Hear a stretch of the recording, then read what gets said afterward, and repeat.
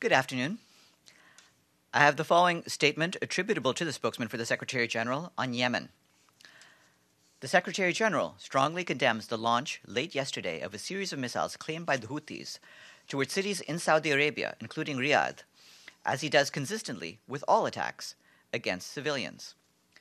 Today marks the third anniversary of the conflict in Yemen. The Secretary General calls for restraint amid mounting tensions and stresses that military escalation is not the solution. He urges all parties to abide by their obligations under international humanitarian law to protect civilians and civilian infrastructure against attack.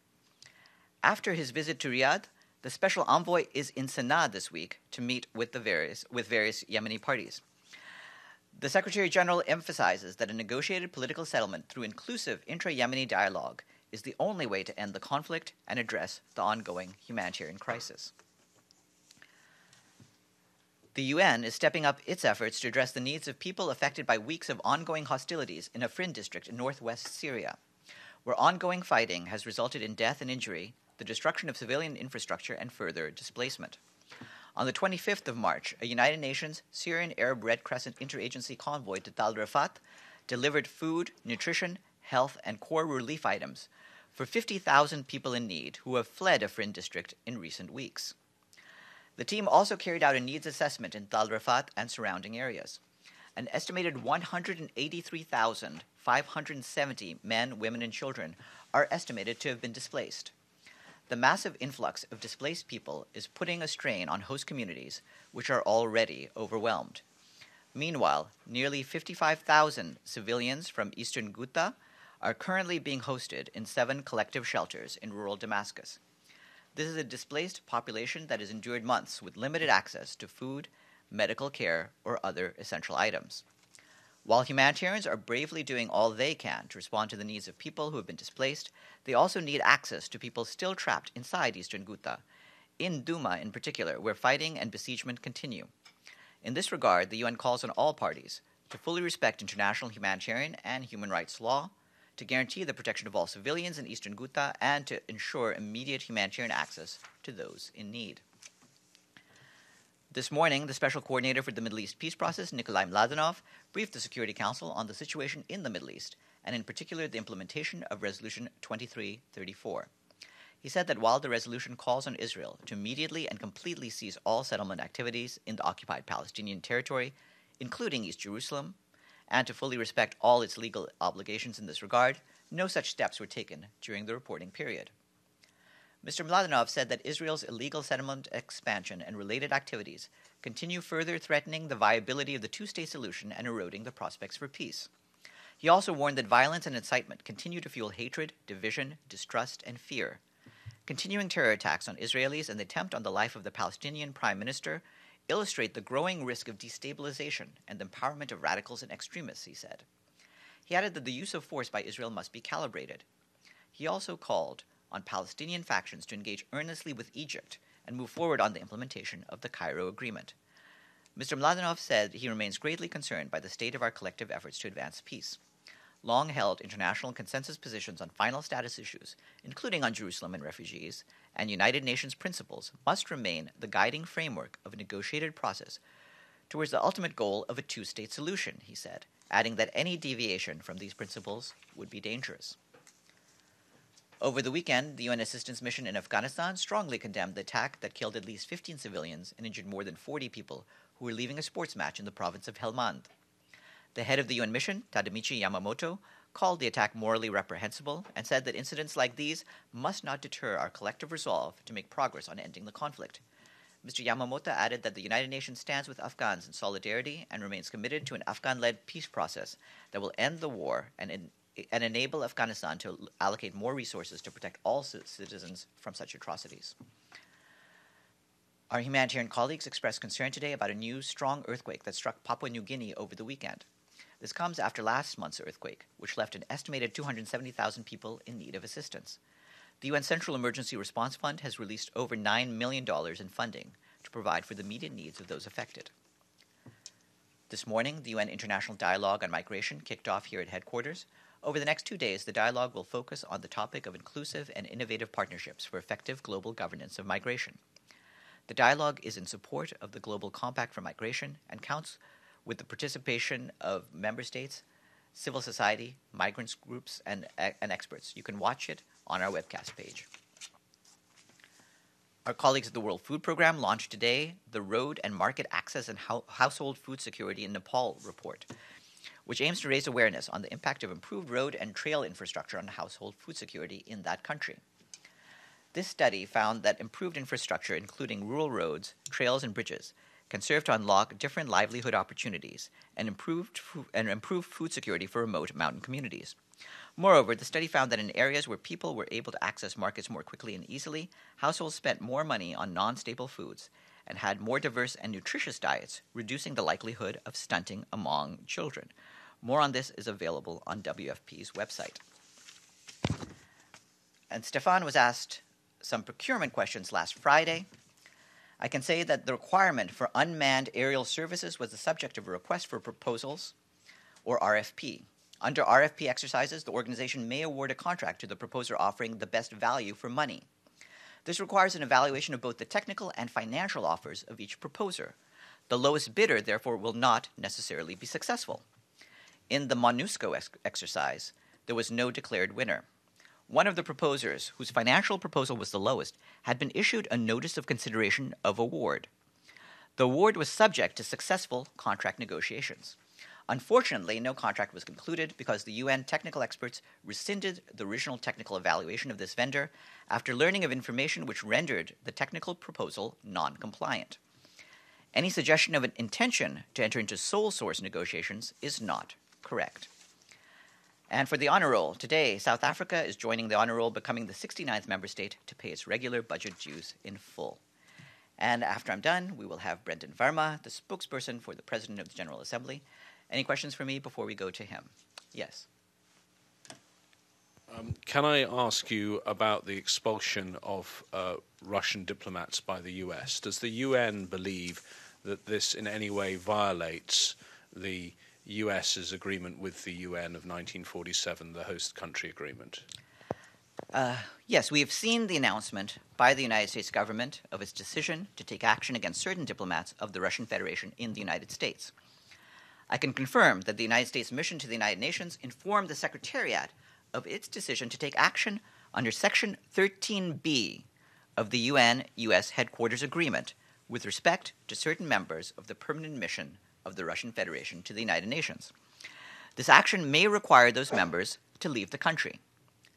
Given the sensitivity of the matter, which is ongoing, we will not comment further at this stage other than to confirm that the Secretary General will closely follow this matter and engage as appropriate with the governments concerned. One follow-up.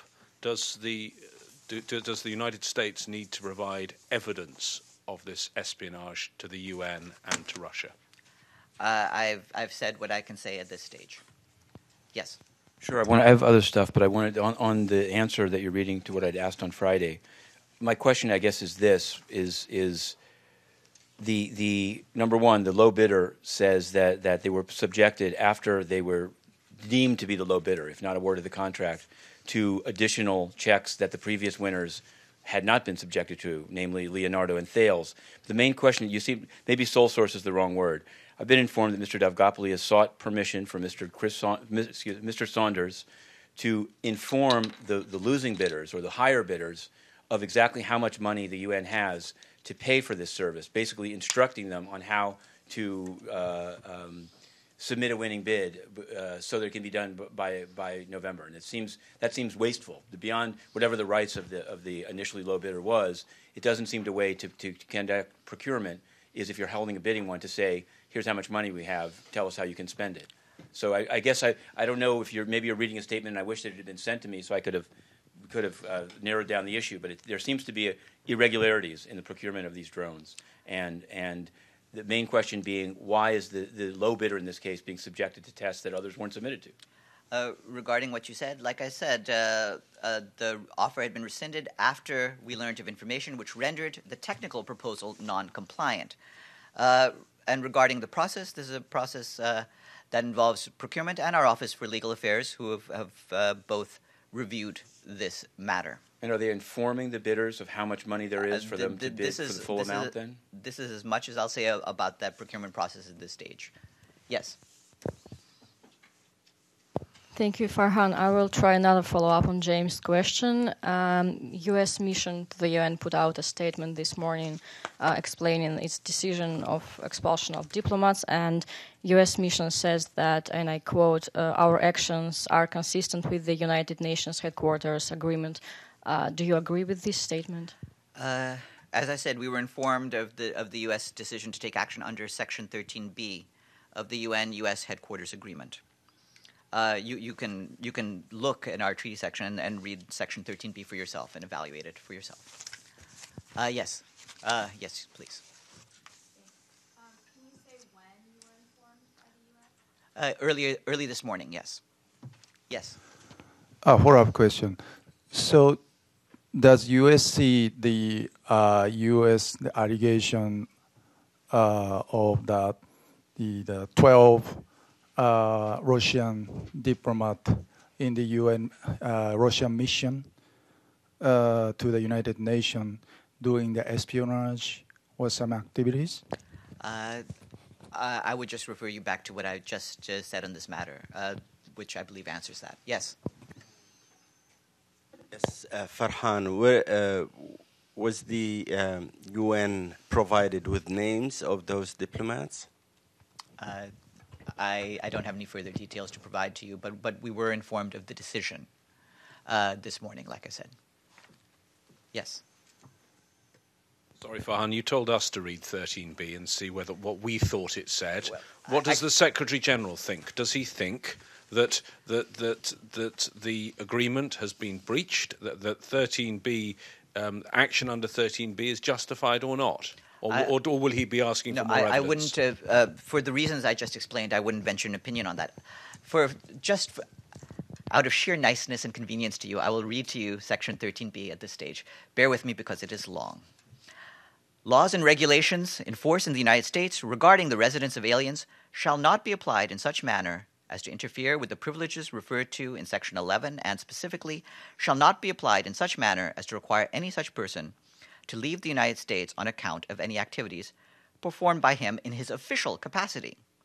In case of abuse of such privileges of residence by any such person in activities in the United States outside his official capacity, it is understood that the privileges referred to in Section 11 shall not be construed to grant him exemption from the laws and regulations of the United States regarding the continued residence of aliens, provided that, 1, no proceeding shall be instituted under such laws or regulations to require any such person to leave the United States, except with the prior approval of the Secretary of State of the United States. Such approval shall be given only after consultation with the appropriate member in the case of a representative of a member or a member of his family, or with the Secretary General or the principal executive officer of the appropriate specialized agency in the case of any other person referred to in Section 11. Actually, there's so much more of this that I think it goes on from there, but there's many subsections. But I will stop there. Yes. Yes.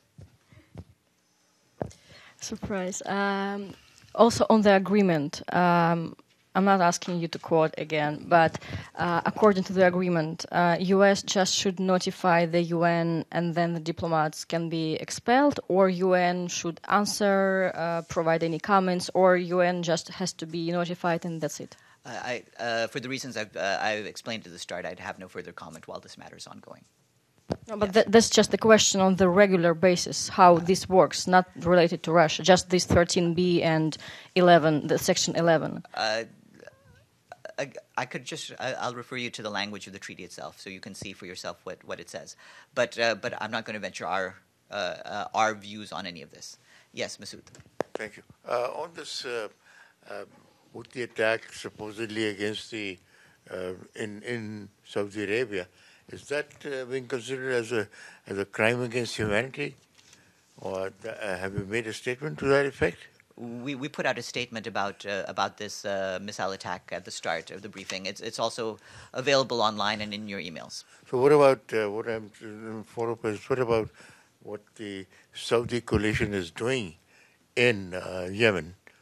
Is that a crime against humanity or not? We've already expressed what our concerns are about this, and I just refer you to our past statements concerning this. The bottom line for us, again, is the need for negotiated political settlement through inclusive intra-Yemeni dialogue. Yes. Sure. Just one more on the expulsion of diplomats. You didn't finish reading the thing, but I guess I just wonder: is there any who determines it? Obviously, who determines whether these activities were outside of the scope of their authorized activities? Is it solely the host country? Is there no review of it? What's your understanding of how a host country could not just abuse it and say whatever I'm accusing you of is outside of the scope? Well, to repeat what I said earlier, given the sensitivity of the matter, which is ongoing, we will not comment further at this stage other than to confirm that the Secretary General will closely follow this matter and engage as appropriate with the governments concerned. And on Yemen, has Mr. Martin Griffiths taken any action since these reported firings? Has he met with anyone, called anyone? As the statement made clear, he has visited Riyadh in recent days, and then he will be in Sana'a this week to meet with various Yemeni parties. So he is continuing to talk with all the various interlocutors. Yes. Yes, please. To the latest part of the statement you just read, has SG already engaged with one of the party, whether Russia or the U.S.? I'm not going to say anything further now. Yes. Yes. Thank you, Farhan. About this, these children in Palestinian children incarceration by the Israeli authorities. Has there been any conversation between the United Nations and the Israeli authorities to release them, or to charge them, because they just hold them there, and until they're of that age, they detain them and then they charge them? Yes, we're against the idea of holding children on remand, so we've repeatedly asked for the children either to be charged promptly or to be released. So that is something we've made clear, and as you may be aware, Mr. Mladenov briefed the Security Council on the overall situation just this morning. Yes. Sure. I wanted to ask you on the DRC. There now, it seems like the government there is saying that it's not going to attend the aid conference in April that was promoted from this podium by the WFP guy in DRC. What's the UN? Is the UN trying to make sure that, one, they attend, and two, that they either accept the aid or that the aid somehow reaches the people in the DRC? We're aware of the press reports, but the authorities continue to work closely with us on planning the important event and have not signaled in any official correspondence that they would decline to participate. The UN and our humanitarian partners have a good working relationship with authorities, which is underpinned by continuous dialogue focused on both needs and solution. The deputy, when she was in, I have a question of what she accomplished in Abuja, but I wanted to ask, when she was in Liberia, there's at least there, widely reported incident in which President Weah specifically singled out a journalist and said, "You've undermined the peace process." And the journalist raised a lot of issues about it, and their press freedom organizations have written about it. Since Amina J. Mohammed was on the podium when this took place, does she have any response, or can you, in the same way you did on procurement, seek some response to her, to the targeting of a journalist directly in front of her? The bottom line is that we want to make sure that all media are accorded their basic rights and their freedom to do their work without any harassment. But what was her actual response to something that happened actually right in front of her, rather than a generalized statement? This is where I stand, and we always make clear to all our interlocutors the need to respect press freedoms. Did she do anything about this incident? Like I said, that's the incident I'm asking about. Like I said, this is where we stand on that. And I guess my question is this: when she went to Abuja for the 2 days before she went to the Czech Republic, did the issue? I saw that she actually tweeted how she's concerned about UN staff being detained, and that's without reason. The 47 individuals that were refooled from Nigeria to Cameroon and haven't been seen since, was this issue raised? Did she have any headway on it? She did raise the issue of the situation of in Anglophone Cameroon more generally with her interlocutors. So she has raised that while she was in Nigeria. Yes.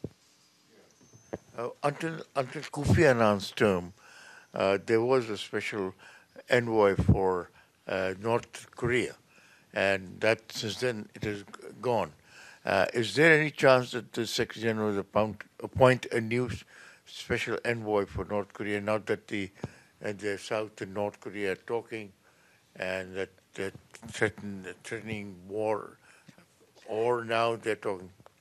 If we have anything to say about an appointment, we'll let you know at that point.